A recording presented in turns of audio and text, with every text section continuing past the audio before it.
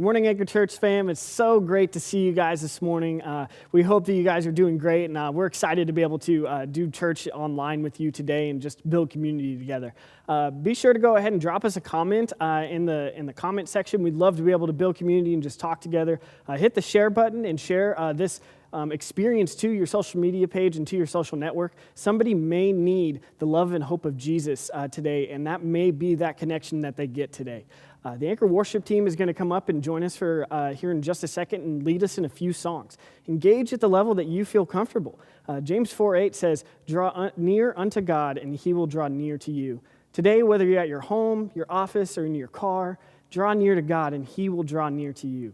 So sing loud, lift your hands, posture your heart to connect with your Creator. He loves you and wants to be in deep relationship with you. Here's our Anchor worship team.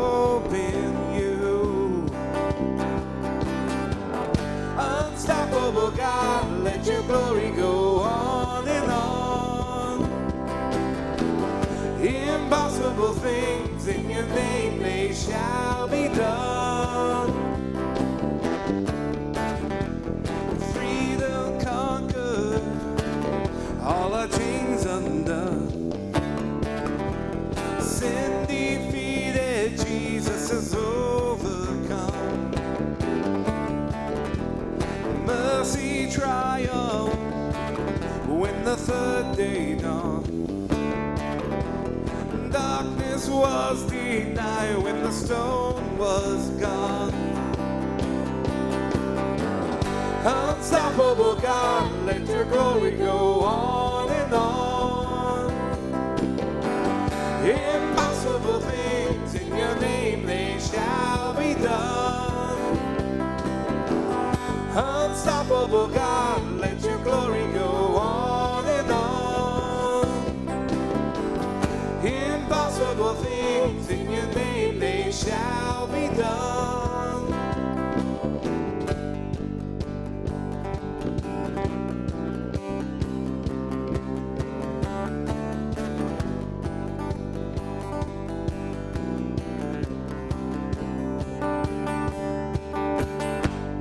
Nothing shall be impossible.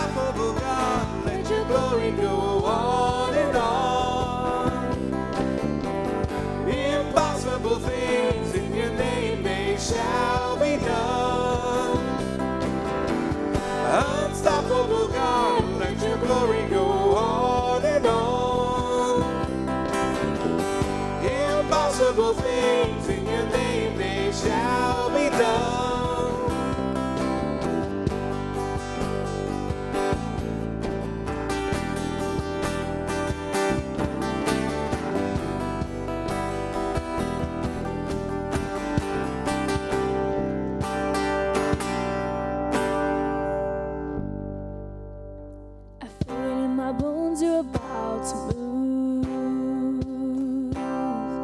I feel it in the wind, you're about to ride in. You said that you would pour your spirit out. You said that you would fall on sons and daughters.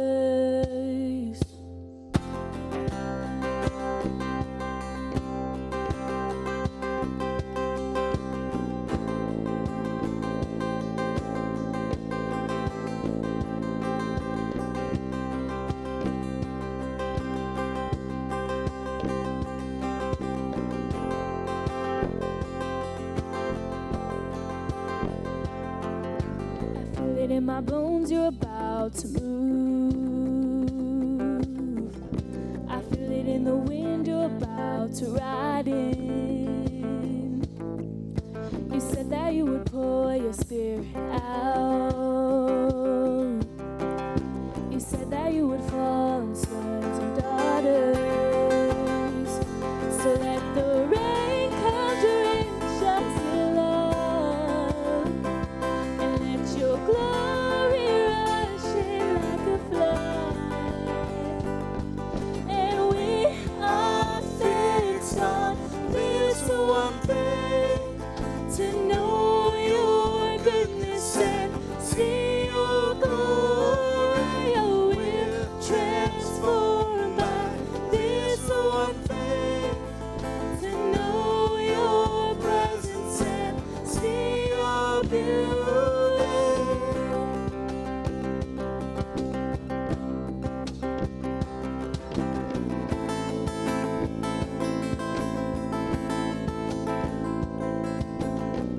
See now your kingdom come. I can hear it now, the sounds of heaven. You said that if we ask, we'll receive. So we're asking for the greater measure.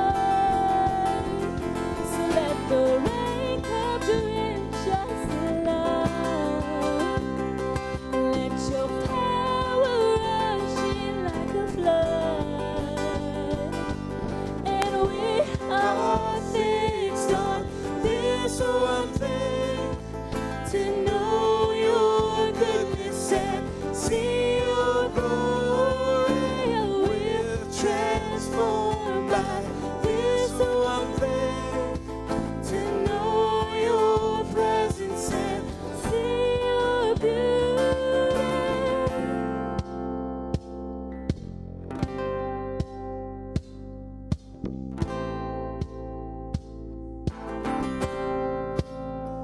So come and blow on through, Spirit move. We're ready for you to come and blow on through. Come and do what only you can do. So come and blow on through, Spirit move. We're ready for you to come and blow on through. Come and do, yeah, what only you can do. And we are fixed on this one thing, to know your goodness and see your glory.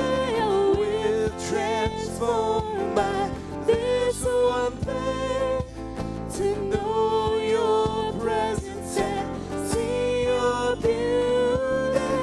We are fixed on this one thing, to know your goodness and see your glory.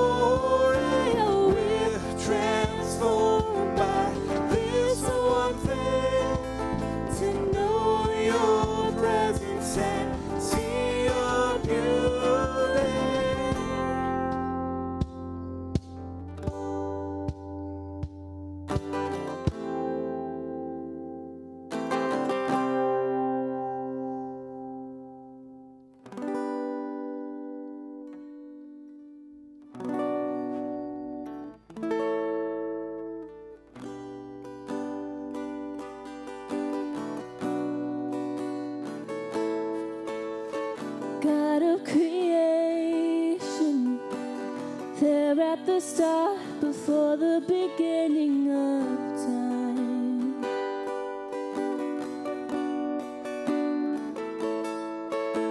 With no point of reference, you spoke to the dark and fleshed out the wonder of life.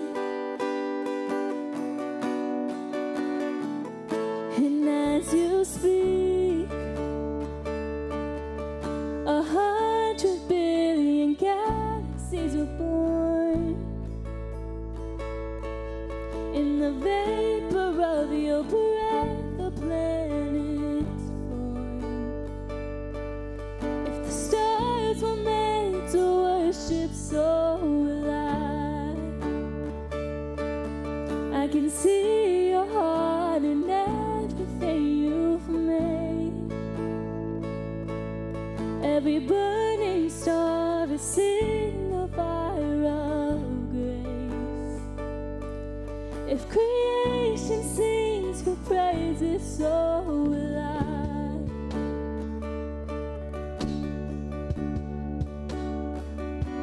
So will I.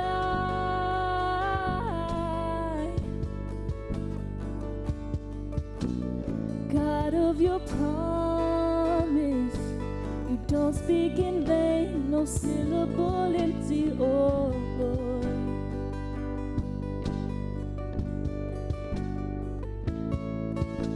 For once you have spoken, all nature and science follows the sound of your voice. And as you speak, 100 billion creatures catch your breath, evolving in pursuit of what you said. If it all reveals your nature, so will I can see your heart in everything you say. Every painted sky, a canvas of your grace. If creation still obeys you, so will I.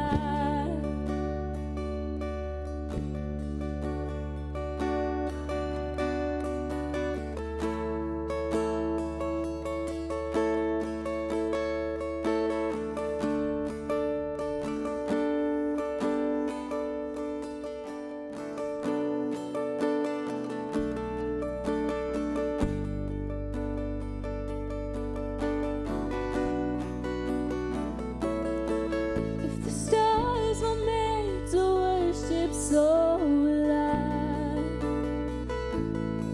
If the mountains bow in reverence, so will I. If the oceans roar your greatness, so will I. For if everything exists to lift you high, so will I.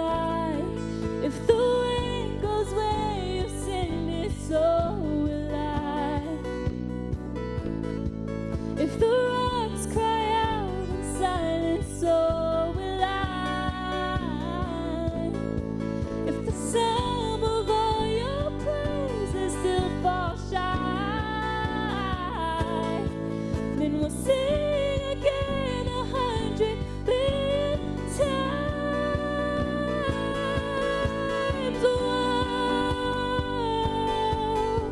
Whoa, whoa.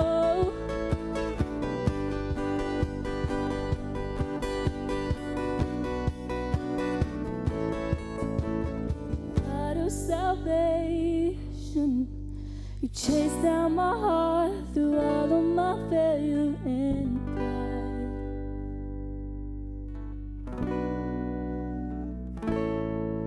On a hill you created, the light of the world, abandoned in darkness to die.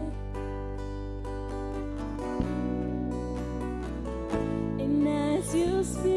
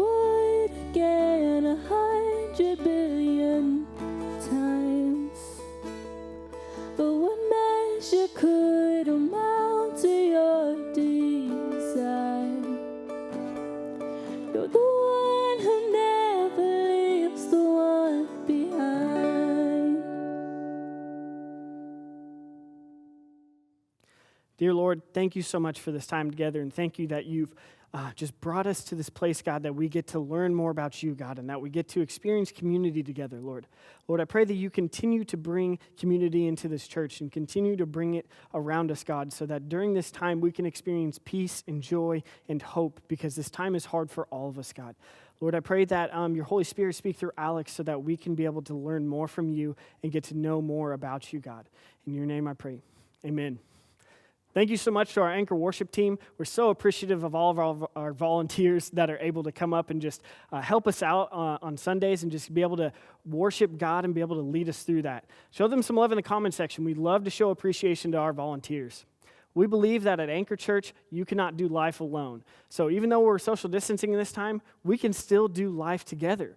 We have a couple of ways to stay connected here at Anchor. We have Anchor groups online. This is where we get together and just kind of talk about life and just get to go through some things that we're all going through. We do this via Zoom, and it's on Tuesday nights at 7 p.m. And then we have the chat, which is via Facebook Live, and we do that Thursday nights at 7. And that's a way that we just get to do community, get to talk with you guys, and get to have some fun. So check in on Facebook and check in on Instagram by tagging us in a picture. Your check-ins and picture tags are making a difference for us right now. And we love it because you guys are helping out with a couple different ways. And this way that we're doing it this month is we are partnering with Convoy of Hope. They are assisting with the COVID-19 outbreak with providing meals and necessary equipment to those in need. If you'd like more information about Convoy of Hope, go to www.convoyofhope.com. Check out this video.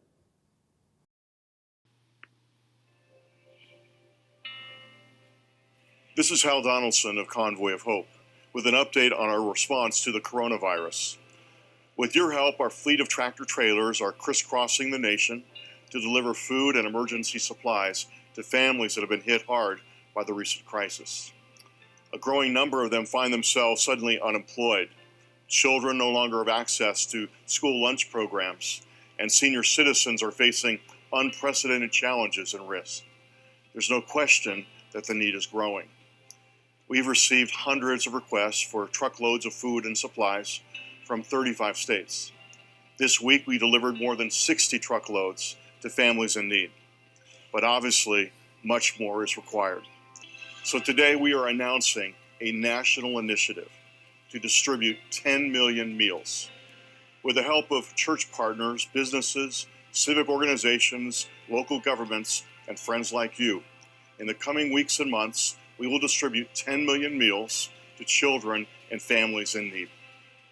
As you can imagine, some of our long-standing corporate partners that normally donate food, they are being stretched to meet public demand.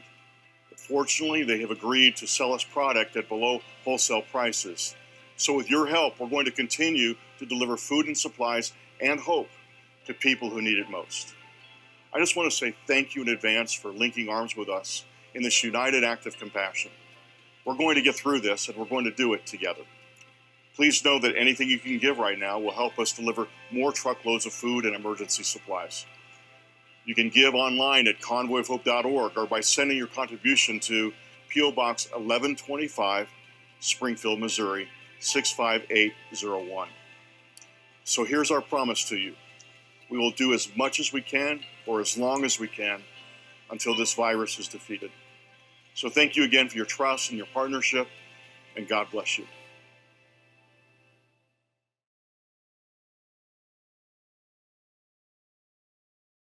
Good morning, Anchor fam.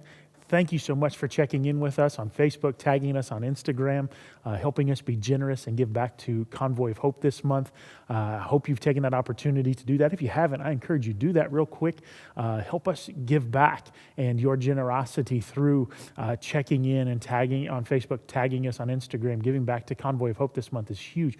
Brooke and I have had a lot of experience working with Convoy of Hope, and they do a lot of good all over the world, giving things like just practical necessary items like food and water and essential equipment. Right now, they're working across the globe on the COVID-19 outbreak, and they do these things. It's not because of just necessity, but they do them as a way of introducing people to Jesus.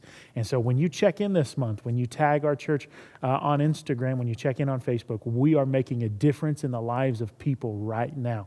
So I encourage you, jump on, check in, tag us on Instagram, check in on Facebook, and help us be generous. And we couldn't couldn't do that unless you yourself chose to be generous with your giving. And so I want to send a special thank you to those who've continued to give through this time, those that are making your generosity to Anchor Church and your regular giving a priority. We so appreciate that. If you would like to right now, there will be a link coming in the comments section. You can go right over to our website, anchorlawrence.com. In the top right corner is a Give tab. You can click on that. You can give direct from your bank account. You can give debit card, credit card, however you prefer. Be generous with your finances. Malachi says we can test God. And I know there's some financial uncertainty. I know there were some stimuluses that have come out in the last few weeks or coming on the way. Be generous. Remember who is our provider. Remember who gives us our sustenance for us to be able to be generous. It's God who provides for us. So thank you for your generosity. Go to anchorlawrence.com forward and click on that Give tab in the upper right corner, or if you would like to just mail your giving direct to the church, you can do that. You can find that address in the comments section as well, or on our website, and we would so appreciate it. Thank you for your generosity. Stay faithful, stay obedient, because God is going to reward you for your faithfulness. God will reward you for your obedience. Thank you for your generosity. Such an exciting time to be joining us for Anchor Church Online, and I hope you and your family are doing well. We have spent the last several weeks in a series called The Greatest of All Time. If you missed any of those messages, I encourage you, go to our website, anchorlawrence.com, click on the messages tab, watch those. I believe and I trust that they're going to bring value to their life. Learning about how Jesus is the greatest of all time, and it all kind of culminated last Sunday for Easter. And I know Easter was very different for a lot of us sitting at home and watching church online. But we learned what we learned and what we explored last week is that we get to come to life when Jesus rose from the dead. That's where we started. Death was not final for us. We got to come to life because Jesus chose to come back to life and save us and restore us back into right relationship with our Creator. And so I encourage you, if you missed any of those messages, man, jump over to our website, check those out. I know they'll bring value to their life. But this week, man, it's so exciting. We're going to be launching a new series called Social Faith. This is a 4-week series we're going to be in. We're going to be really diving into the impact that social media has both on a positive and a negative way on our faith, on our relationships, on our character, on our integrity. Now, social media plays a huge role in your life. Social media plays a huge role in our life. I mean, it's kind of ingrained into just about every aspect of our life. Right now, we as a church wouldn't be able to still be gathering would social media not exist. I mean, we're right now live on a social media platform like Facebook, and you have so social media can have a lot of positive effects, but it can also have negative effects, and we're going to balance and we're going to talk and unpack through that. But for a lot of us, social media is a useful tool. Can be a useful tool, and for some of us, we use it as a way of spreading the love of Christ, that we can show the love of Jesus. Some of the positives, we can share the love of Jesus. We can show the love of Jesus. It's also a time where we can enjoy some time with and moments with family and friends. I don't know about you, but we've had a lot of interaction through social media with family and friends through this social distancing that may not otherwise be possible had we not had these mediums. But we need to be careful about social media as well, because it does have some negative aspects to it. And there's some things that could come with social media that can really bring us down, that can tear us apart and kind of start undoing the fabric of our life. And in this series, we're going to start to unpack and look through some of the common negative and bad practices that we see with online behavior.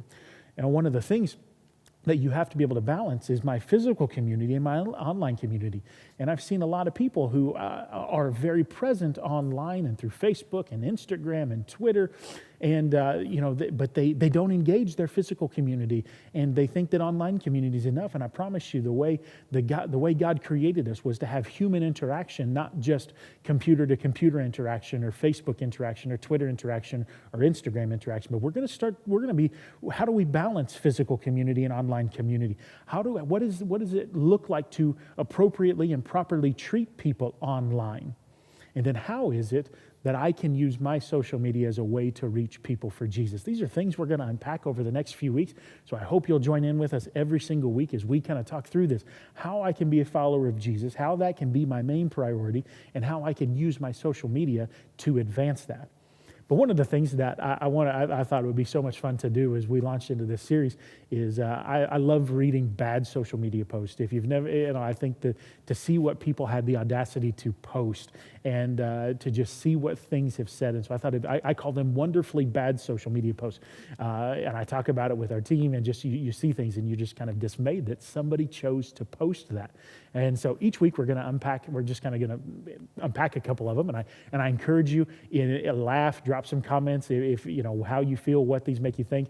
Drop some comments in that comment section, because this is intended to be fun. It's intended to laugh. We've all read bad social media posts. We've all read bad emails and things like that, and you're perplexed by them. You laugh at them. You shake your head at them. You do the facepalm thing. You're just like, oh, I can't believe somebody said that. And it makes you inside just want to go, you want to be very sarcastic, and you want to just kind of point them in the right direction. But each week we're going to start unpacking these, and we can have some laughs. And it's okay to laugh, even though we're social distancing. We can laugh. It's okay. I promise you, laughter is good for the soul. And so we're going to unpack today. Let me just throw one out at you. Right? I read this the other day.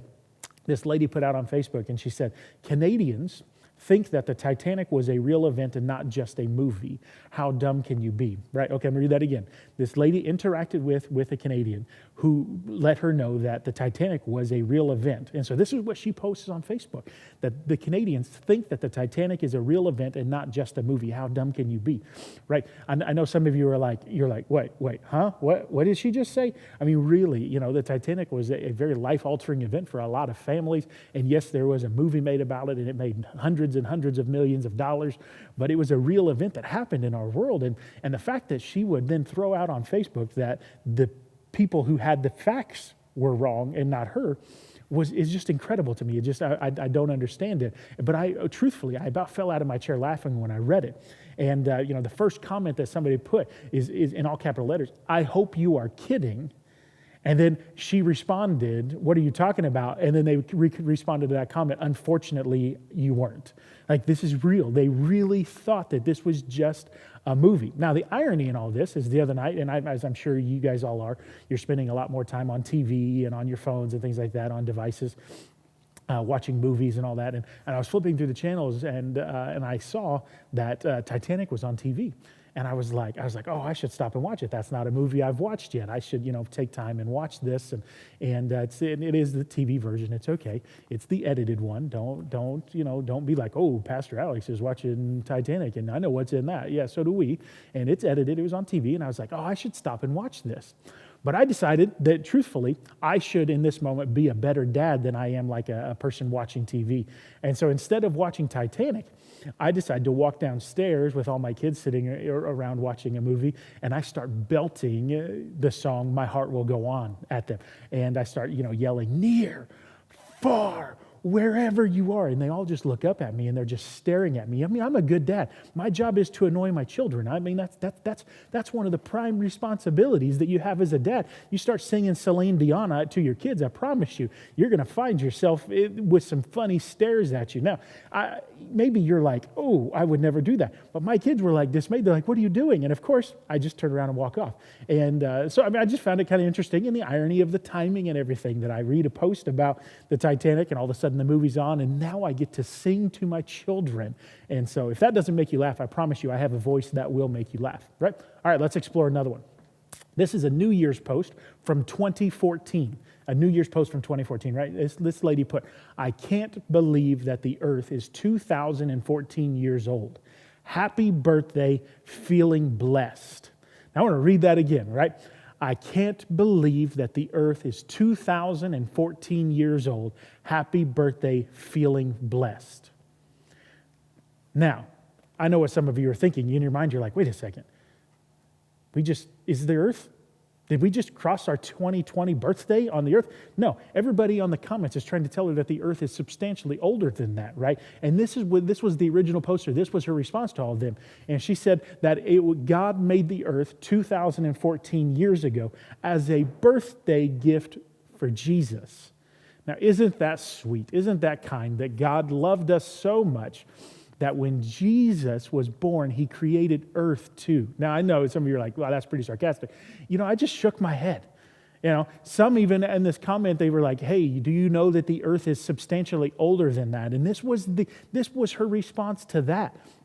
was, well, now that New Year's is half over, I guess, yes, we are older than 2014 years.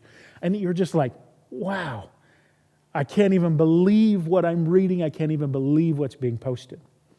But so many of us, we use Facebook and Twitter and Instagram, or as Aiden, our oldest, would say, Insta, because I don't know, I mean, I guess adding the word gram to the end of Insta just requires more effort than, these teenagers would like to use. So Facebook, Twitter, and Insta, or whatever it is, to voice our opinions, whether they're right or they're wrong, we use it to voice to kind of give a voice to our views and our thoughts. We almost start to use it as a platform. Like this is my ability to communicate my thoughts, my views to the world. But I want to challenge you that as followers of Jesus, we don't need a platform to voice our opinions. We as followers of Jesus should let our lives speak the values for us. And what happens so many times with social media is we post something, excuse me, and we tag something, and it's like all of a sudden it's attached to the bumper of our life that this is who we are. But the thing that people should be judging us by is the way we live our life. That's how people should see us. Because what we say matters. What we don't say matters. And that includes social media. That includes what we post. That includes what we tag. That includes what we comment. Now you can ask Brooke. There are a lot of times that I have thoughts about certain instances or circumstances or people or, engagements, things like that, or posts that are made that in the moment, I have an immediate thought that is wrong. I just shouldn't post it. But so many of us, we don't understand the value of self-control that we immediately just start typing or we immediately start talking. And we let the emotional response of how we feel, how that interaction or how that comment or how that post, how that made us feel. And it's like, okay, now I've got to use this as my ability to share my opinion. But what we don't understand is that our emotional response will cost us more than the pain of just dealing with our emotions, right? Your response in the long run is going to cost you more than the pain of dealing with those emotions. But we're going to explore right now just a few different passages that talk about the power of our words.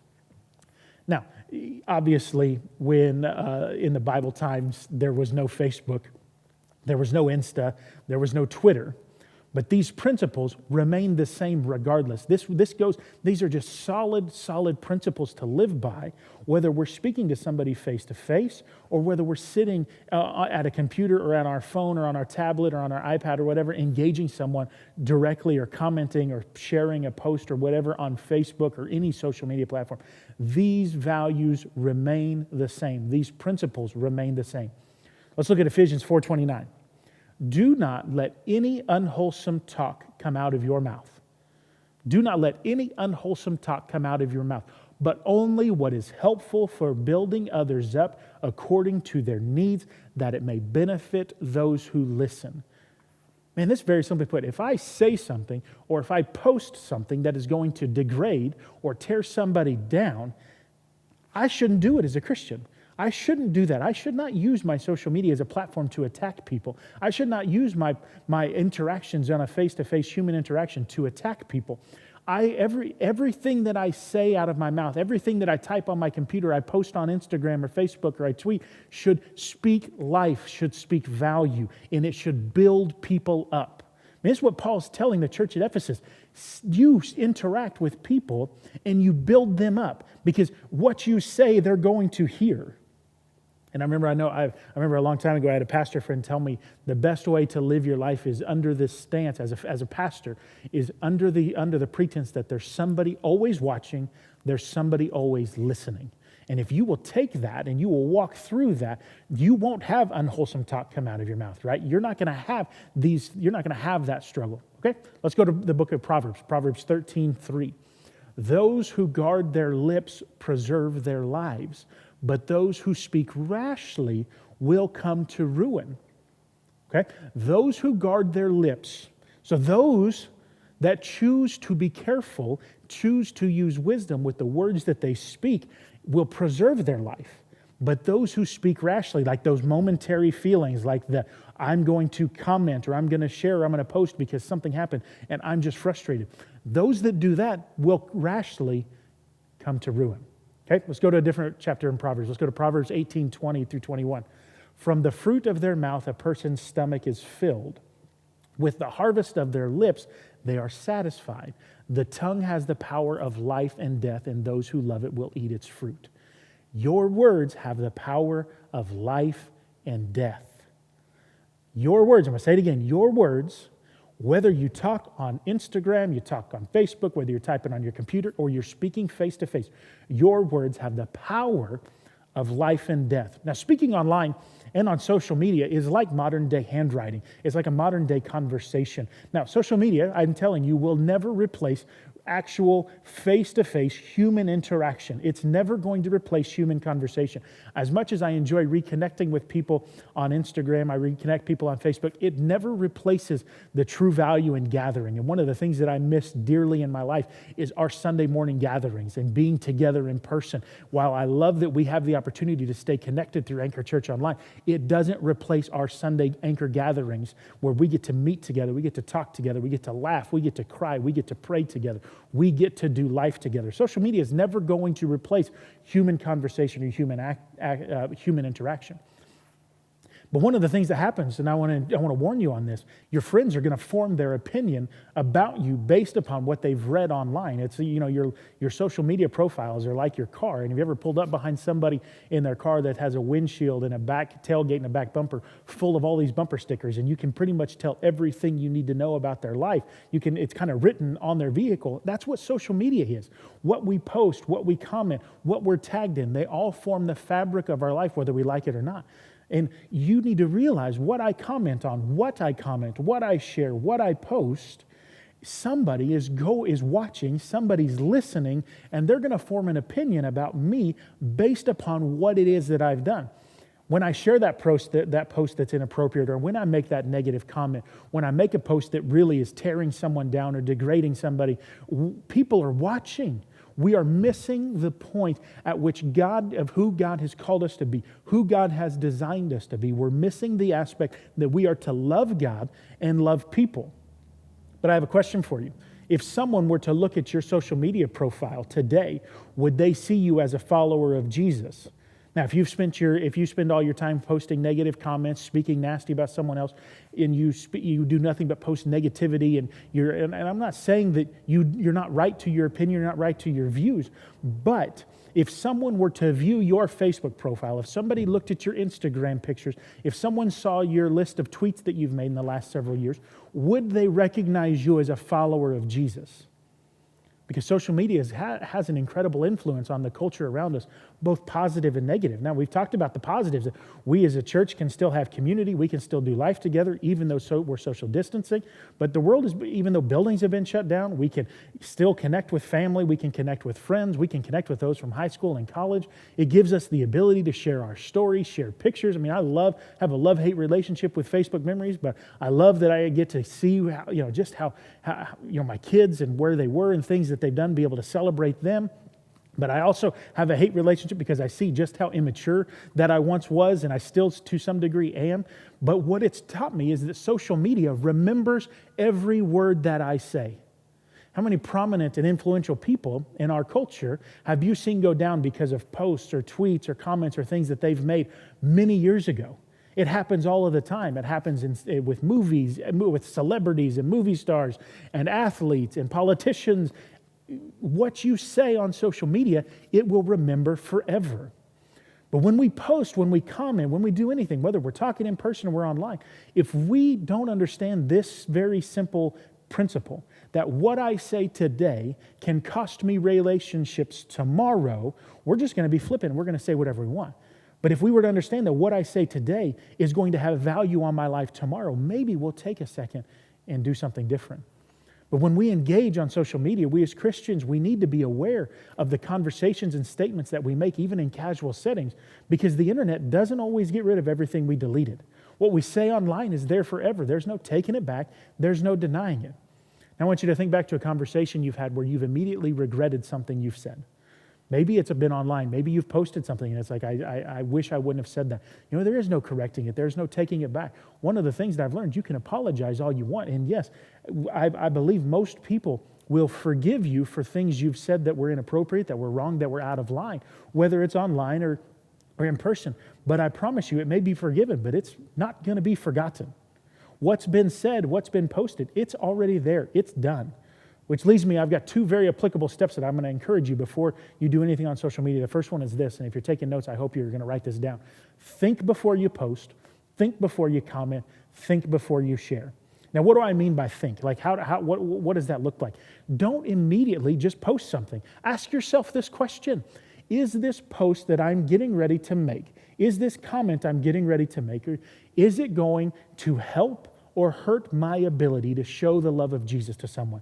Is it going to help? Is it going to hurt? Because my words are going to live long after I think they're gone. My words are going to live long after I've thought that I think somebody's forgotten them. You'd be amazed at how many conversations I had 10 or 15 years ago, conversations I can't even remember. And somebody's like, yeah, you said this, and you said it in this tone, you said it in this way, and it's affected me ever since. And I've had to apologize for a lot of being rash and a lot of being inconsiderate and insensitive to the moment and the feelings of the person I was talking to. Those words have lived long after I've forgotten them. People need to feel our love, not our anger. They need to experience grace, not our condemnation. Jesus called us to love, and that includes how we interact on social media, and that includes what we choose to post. But too many times, we express what I like to call our right now feelings. And you know what I'm talking about, those right now feelings. Those, here's the situation, and this is in the moment how I feel. This is my right now feeling. And we're like, hey, I'm going to just go with it, and I'm going to post. My experience, whether it's been in my right now feelings dealing with my friends, family members, coworkers, bosses, people in the church, generally my initial experience, my initial emotional response when there's some kind of anxiety or fear or frustration or anger, generally my experience has been that my right now feelings are wrong. And why do I know that? Because once I get in and I start engaging the conversation and I start engaging that relationship, I realize my perspective was misguided. Like what brought me to this point was misguided. My picture of what's going on was not right, was not accurate. My thoughts are always inaccurate. Like what I thought to be the intent, what I thought to be the case was inaccurate. And my assumptions are counterfactual. I let my assumptions kind of just take over my thought. I let my assumptions cloud my judgment, and then I make poor choices. My feelings ended up being flat out wrong. And I've seen way too many posts on social media that make me truthfully want to go off and share with them how my opinion is better than theirs and how their opinion is wrong. And let me just tell you that. Let me tell you. And too many times I will tell you I've engaged that only to be the one who ends up looking like a fool. Like I engage it. KU and Missouri have had a rivalry forever, and I have a lot of friends on Facebook and Instagram and Twitter and all that who are diehard Mizzou fans, and I'm excited that it seems like this rivalry is kind of coming back, and so excited for that. But you'd be amazed at how many times you get emotional and you start posting, and it's like you're the one who looks like a fool in the long run. Because we've been quick to engage with statuses we disagree with, and we start posting paragraphs and stories and essays and theses on our opinions about what we think, and it starts to affect our witness. Because we've failed to forecast how our lack of self-control in that passionate moment has damaged our ability to show love of Jesus with our life. And with your life is through your social media profile. James 1:19 says, "My dear brothers and sisters, take note of this. Everyone." Now, notice how it's not said pastors. It doesn't just say laborers. It doesn't just say employers, employees, grocery store clerks. It doesn't just say the people who mow the grass or the people who work on the construction trucks or work on the electrical trucks. It says everyone should be quick to listen, slow to speak, slow to become angry. Let me say that again. Quick to listen, slow to speak, slow to become angry. This is how we should approach every conversation we have, not just on social media, but in person. Quick to listen, slow to speak. Now, what does that mean? I've got some very simple things that I am trying in my best to implement in my life, is that I approach every conversation with the goal of learning more than I teach. When we have the opportunity to get someone's time, whether we're in a church gathering setting, we're online, or we're meeting for coffee at the coffee shop, when that's allowed, don't do that just yet. When we're able to, I approach those conversations with a goal of learning more than I teach. I don't waste words. I don't need to just speak more words for the sake of taking up more time. I want the Holy Spirit to be speaking through me to speak life, to build people up. I approach the conversation with learning, with the goal of learning more than I teach, because what I've learned through this investigative process is that people have formed their opinions and their views based upon their past experiences. And if somebody, especially we're trying to show them the love of Jesus, they're not going to experience the love of Jesus unless we're able to start to understand why it is that they struggle with accepting God's love anyway. But unless I've learned that, I can't help walk them through that process. So that I have the goal of learning more than I teach. I approach every conversation with the goal of listening more than I speak. Don't just talk. You know, have you ever met those people, you sit in a conversation and they hog the entire conversation from the very beginning? How turned off are you to that practice? Now, I know there's some people out there who are attracted by those that speak because you're introverted and you'd rather not speak, and it's really convenient and easy to engage people who will talk, because that keeps you from having to stretch your bounds and engage relationship. But if I approach conversation with the goal of listening more than I speak, I promise you are going to learn a lot about people, and you're going to be able to use your words and speak them wisely. Last, I approach every conversation with the goal of being attentive rather than seeking all of the attention. Let me say that again. I'm going to approach every conversation with the goal of being attentive rather than seeking all of the attention. When I'm meeting with somebody, when I'm getting together, and whether it's in an official setting, like we're meeting together for some kind, just talking through life issues, or we're just talking on the phone, or we're just sitting around the dinner table, the attention's not about me. The attention's about them. Like I want them to feel noticed by me. I want them to feel loved by me. And if I'm hogging all of the attention, if I'm the one doing all the speaking, they're not going to feel loved by me. And this should be the standard that we approach every conversation. This should be the standard we approach every social media conversation. But social media has created a desire for us to have attention. I recently read a lengthy negative post that started with this line: I have decided to use my social media as my platform to speak negatively about other people. My platform. Like somebody chose to use their social media as a platform to share how they feel about somebody else, like specifically tagging people, incredibly disturbing and negative things. But I've learned that platforms are not sought after, they're given, they're earned. So another question I have to ask myself when I'm thinking about my social media as a platform: does my comment, does my post point people to Jesus, or does it point people to me? Christians that have a platform to speak on, I've learned they do it because they love people. They earn that right because they have humility and hard work. They don't receive platforms because of their opinions or their feelings. They have that platform because they've chosen to use it as a way to express God's love to people. Being noticed by many never matter if the people who are closest to you, the people who are around you, that person you're having interaction with, doesn't feel noticed by you. Just because you have an online engagement of hundreds or thousands or millions is really irrelevant if you're not able to engage the person sitting across the dinner table from you.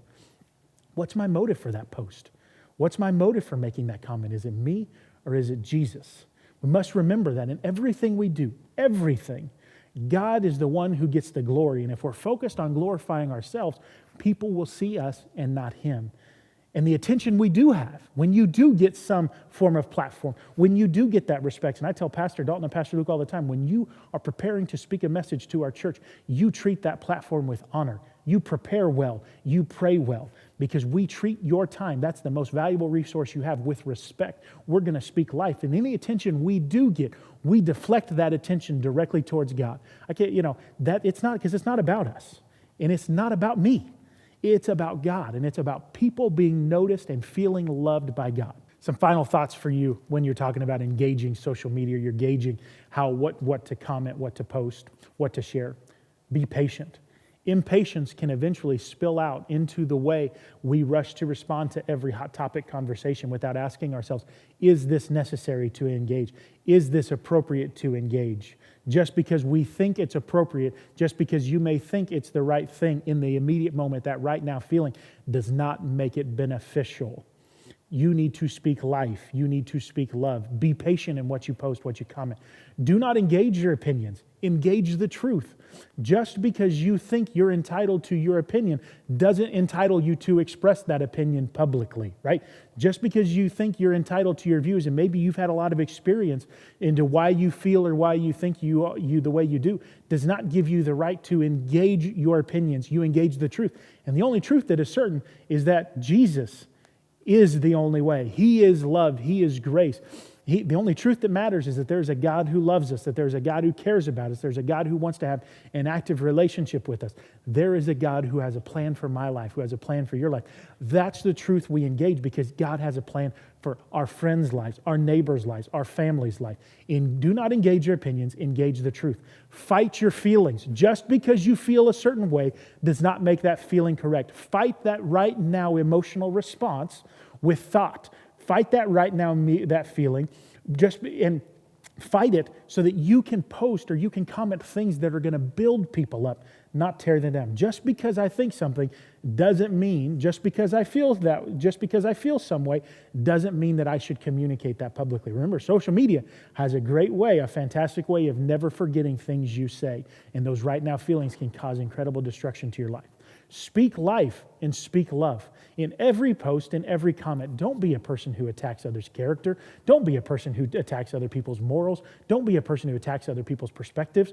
We should be vocal as Christians, as followers of Jesus. The way we choose to live and the way we choose to love should be written out in the story of our life, both in person and on our social media. Speak life. I hope and I pray in my life, people can jump over to my Instagram or my Facebook, and I do have Twitter, but I haven't used it in several years. And I hope that they can find out just a very few things about me. Number one, I hope they find out that I love God. But that is what I'm about. I love God. I love my family. I love people, and I love my church. Like, I want that to be the fabric of my life.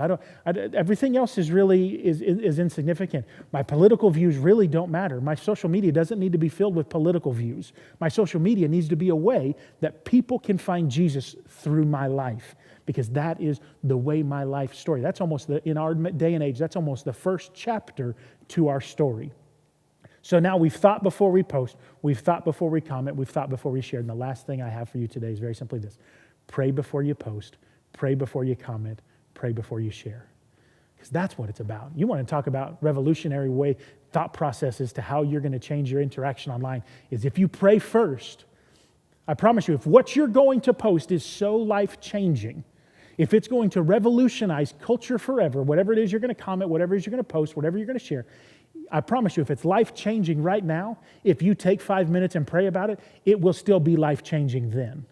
Because now, you've allowed God to inject Himself into your post. You've allowed God to inject Himself into your thought processes. Pray before you post. Pray before you comment. Pray before you share.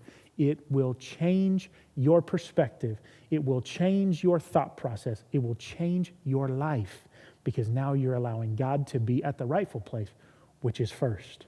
And people are going to start to feel love, and they're going to feel different, because they're going to see a change in you. And what's going to happen is their lives are going to start to change, but so is yours, because you're going to allow God to be in places and have control of things in your life you never once gave Him the opportunity to have control for. Think before you post. Think before you comment. Think before you share. Pray before you post. Pray before you comment. Pray before you share.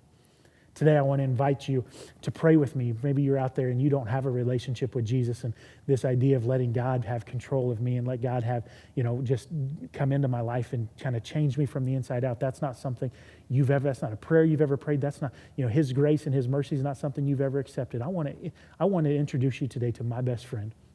The person that changed me, the person that makes me a better dad, the person that makes me a better husband, makes me a better pastor, makes me a better employee, the person who makes Alex better, is because God's actively involved in my life. And so I'm going to pray a prayer, and I'm going to simply say, if you want to pray this prayer, pray this with me. Drop us a comment, send us a private message. Our team is ready to engage and pray with you over social media. We can even make a phone call and pray with you over the phone. Whatever is comfortable for you. We want you to find hope. We want you to find grace, and that grace is found in Jesus. So I'm going to pray a prayer, and if you would like to pray this prayer with us, please pray it with me so that you can be introduced to my best friend, the one who can come into your life and change everything. Dear Jesus, today I accept your love, I accept your grace. Today, I accept the price you paid for me, the love you have for me, and I choose life. I choose love. That God, today I'm going to let my life, and I'm going to let the bumper of my life be filled with bumper stickers that profess you and your love and your grace and your mercy for humanity, your unbelievable goodness towards us. That God, my motives are going to change. I want people to notice you, not me. I want people to notice your love, not me. God, that you be the focal point. God, come into my life. Change me from the inside out. God, when I am sitting at my computer struggling with what to post or what to comment, that God, I will think and I will pray first. That'll be my initial reaction. Give me the courage to pray first. Remind me to pray first. Let me remember this very simple step. That God, I can engage the truth. I can engage your truth. I don't have to engage my opinions. God, I don't have to share my opinions. It's not required. It's not necessary for me to share everything I think, everything I feel on every platform. God, speak through me, whether I am in person talking with someone, whether I'm on the phone speaking with someone, or I'm engaging social media. Lord, speak through me. Let your words in your life speak through us. In Jesus' name we pray. Amen.